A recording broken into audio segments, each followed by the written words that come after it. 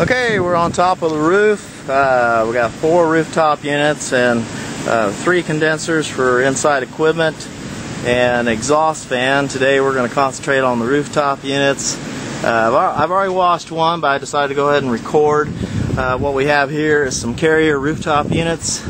As you can see, this is the shot of the condenser. I can't see very well because the sun's blocking the screen, but as you can see, take a closer look, you can see the amount of dirt. This is close to one of the major streets here in town. There's always construction going on. There's cornfields and stuff around here, so there's all kinds of dirt and stuff. I'm not sure how many months this is from. I know that I cleaned them probably about 6 to 8 months ago, so that's how much dirt has gone on them since then. These are, like I said, Carrier rooftop units.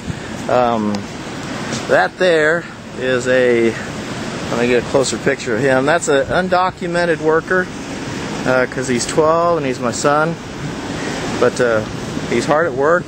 He's taking off the blower door, taking the screws out, and as you can see, this is a Carrier 48 TMD008-501, and we have 4 of these units. And here's the other condenser. I hope I'm getting a good shot of all these. As you can see, it's almost completely packed. The customer complained about not enough cooling, and this is the obvious problem. And the second clip of this video, I'm going to show you the inside of the evaporator and show you the dirt that's on those.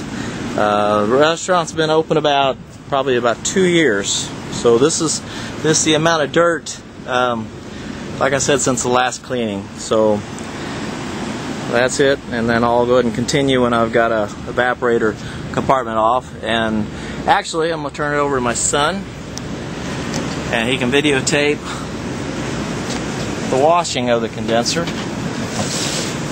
We're also going to use coil cleaner, but I'm going to get the initial layer of dirt. Go ahead and get in closer so they can see. You can actually see it just stripping off with the water, but the coil itself is pretty dirty through and through.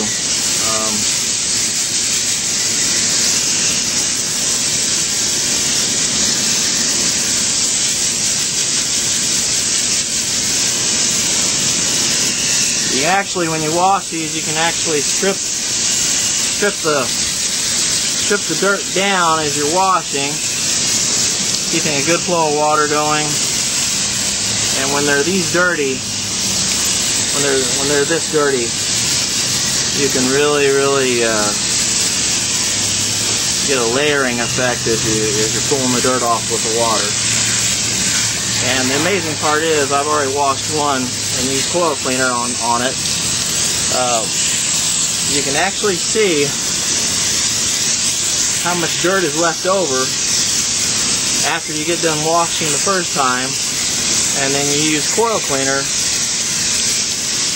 for the second cleaning, because these are that dirty. The important part is to do a thorough cleaning, get as much of the surface, as much of the coil as possible, because all that airflow is very important. Now go ahead and back up a little bit, keep it down low so they can see. Okay.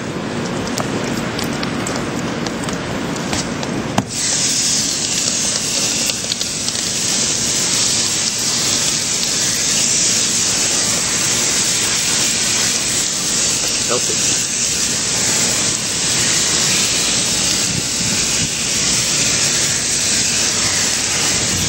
Of course, you're going to get a little wet when you're doing this. There's no way to avoid that. Another important aspect of this is your water pressure.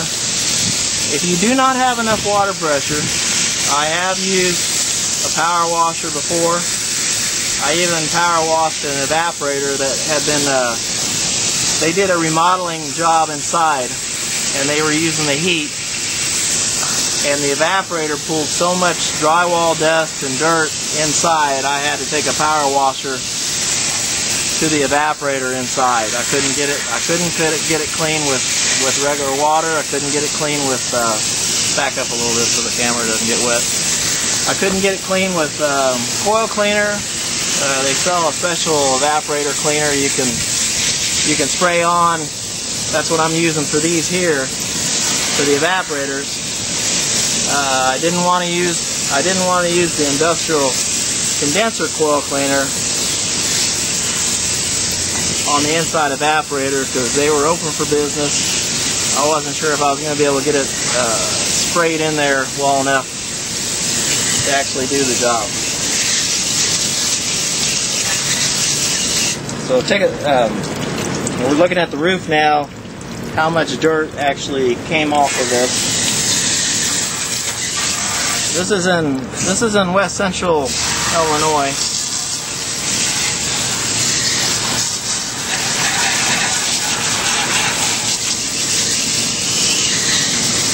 We've actually had a lot of rain lately. I don't think it contributed to this, but rain plus dirt, of course, equals a lot of mud.